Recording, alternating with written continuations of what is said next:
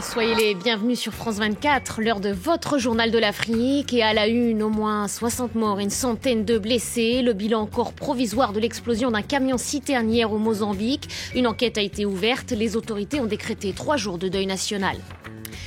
Le calendrier électoral contrarié en Somalie, alors qu'un nouveau président doit être élu le 30 novembre prochain. Les retards cumulés laissent planer le doute quant au maintien de cette date. Et puis le Cameroun, pays hôte de la Coupe d'Afrique des Nations de football féminin. Le coup d'envoi sera donné ce samedi à 15h30 au stade Amadou Ahidjo de Yaoundé. Et les Lions indomptables feront face à l'Égypte. C'est donc un pays tout entier en deuil après la mort hier d'au moins 60 personnes. Elle se trouvait à proximité d'un camion chargé en combustible lorsque le véhicule a explosé. Cela s'est passé dans la région de Tété, dans le nord du pays. Une enquête est en cours pour déterminer les circonstances exactes de ce drame. Laurent Bertecher. L'explosion meurtrière s'est produite jeudi dans la province de Tété, non loin de la frontière avec le Malawi, alors que des villageois tentaient de siphonner l'essence d'un camion-citerne. Il y avait beaucoup de monde qui était venu prendre l'essence. Mais à ce moment, le vent s'est levé et le feu a commencé à se propager. Une commission d'enquête a été mise en place vendredi pour élucider les circonstances du drame. Selon une première hypothèse, les chauffeurs du camion se seraient arrêtés pour vendre de l'essence aux villageois, une pratique illégale mais courante au Mozambique. Il se pourrait également que les 2 hommes aient été victimes d'une embuscade. La cause de l'explosion, elle, reste pour l'instant inconnue. Le feu a pu se déclencher lors du siphonnage de l'essence. Nos informations restent vagues.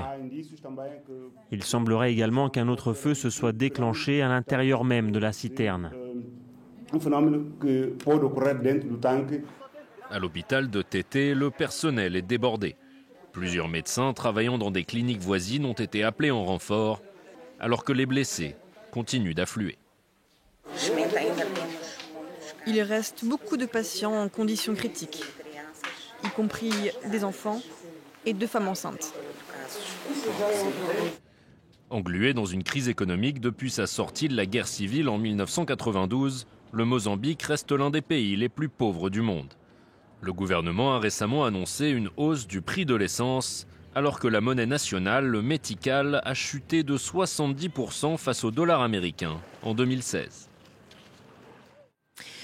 La Somalie parviendra-t-elle à se doter d'un président ? Les 14 000 délégués choisis par les clans n'ont pas encore élu la totalité des parlementaires, étape pourtant cruciale, puisque ce sont ces mêmes députés qui devront ensuite nommer le président le 30 novembre prochain. Alors comment expliquer un tel retard ? Quelques éléments de réponse avec Bastien Renouille, il est notre correspondant dans la région.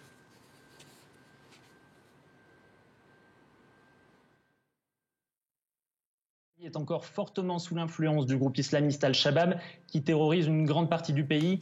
Et le groupe n'a pas caché sa volonté d'attaquer ceux qui participent à un processus électoral qu'il ne reconnaît pas. Il a donc fallu assurer la sécurité des lieux où les délégués vont se rendre pour élire les députés. Et ce n'est pas chose aisée, car les Shabaab ont une armée qui compte plusieurs milliers d'hommes. Ils sont coutumiers d'attaquer à la bombe et d'autres attentats. Autre grand challenge pour l'ONU et le gouvernement somalien, cela a été de faire accepter le mode de scrutin qui diffère beaucoup d'une élection universelle où tout citoyen aurait le droit de vote. Il était impossible pour des questions d'organisation, notamment en termes de recensement, de faire voter toute la population. Les chefs des principaux clans du pays ont donc dû nommer un collège électoral de 14 000 députés et ce sont eux qui vont élire les parlementaires du pays. Une décision qui est loin de contenter les très nombreux clans que compte la Somalie et c'est cela qui a le plus retardé les élections. En effet, il est vraiment difficile pour certains clans d'accepter un nombre inférieur de délégués que leurs rivaux. Il a donc fallu de longues négociations pour mettre tout le monde d'accord. Alors après plusieurs reports, le processus est aujourd'hui bel et bien enclenché. Certaines régions ont d'ores et déjà bouclé leur processus électoral, mais ce n'est pas le cas de toutes. Une question commence donc à agiter le paysage politique somalien. Les parlementaires pourront-ils élire leur président comme cela est prévu le 30 novembre ? Eh bien, pour l'instant, personne n'a la réponse. Après une courte parenthèse, COP22 oblige, le roi du Maroc reprend sa tournée africaine. Première étape du souverain, l'Éthiopie. Il se rendra ensuite à Madagascar à l'occasion du sommet de l'Organisation internationale de la francophonie. La conférence se tiendra à Antananarivo les 26 et 27 novembre prochains.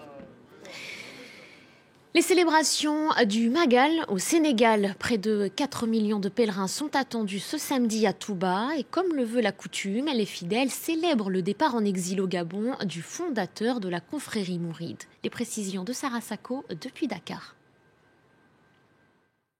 Effervescence à la veille du Magal, les garages, c'est-à-dire les départs de bus, ne désemplissent pas comme vous pouvez le voir derrière moi. Tout le monde part direction Touba où samedi, plus de 3,5 millions de personnes vont converger. Touba, c'est la ville sainte des Mourides, cette confrérie religieuse fondée par Cheikh Ahmadou Bamba. Et pour les pèlerins, c'est un grand moment de communion. Ça me fait plaisir parce qu'on est des Mourides. Comme Serigne Touba, il est notre guide, donc ça nous fait plaisir de visiter la ville sainte. C'est pour prier, mais c'est pas fait uniquement pour prier.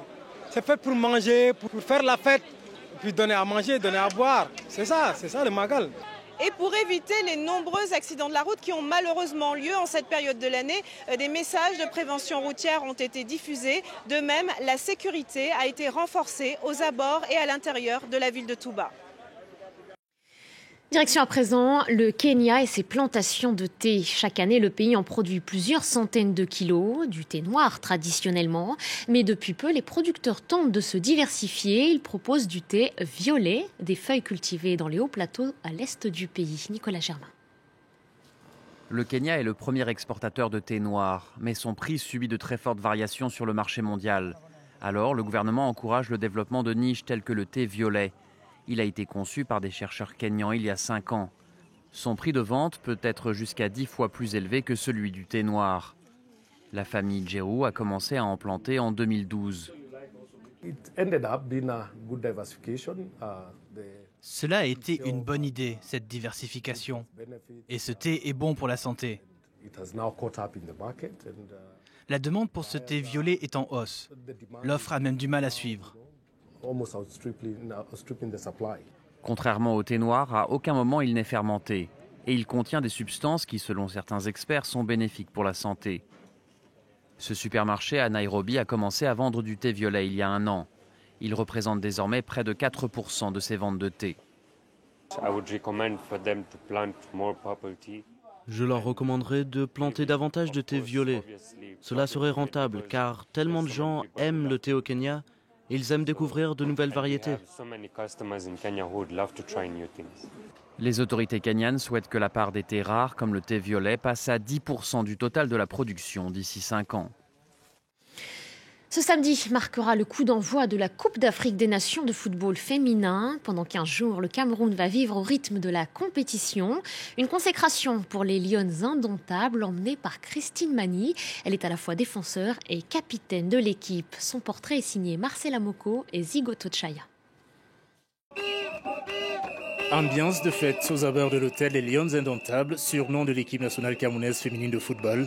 L'hôte de la Coupe d'Afrique des Nations que le pays accueille pour la première fois. Pilier de cette sélection, Christine Mani, 32 ans, capitaine et vétéran de cette sélection, footballeuse depuis 15 ans. J'ai commencé à jouer très jeune. Je le faisais comme un hobby, comme on dit. Je passais mon temps à jouer quand je rentre de l'école et tout. Mais avec le temps, j'ai pris du plaisir. Christine fait aujourd'hui figure d'exemple pour les 21 autres Lionnes, presque toutes professionnelles, inspirés par le parcours de leur capitaine. Elle a une très bonne qualité de jeu, surtout la qualité technique. Et puis même tactiquement, elle est très forte. Moi, je pense que c'est elle qui galvanise beaucoup plus les filles. Une joueuse ayant grandi comme tant d'autres au Cameroun, dans un quartier pauvre de Yaoundé, où vit toujours sa mère.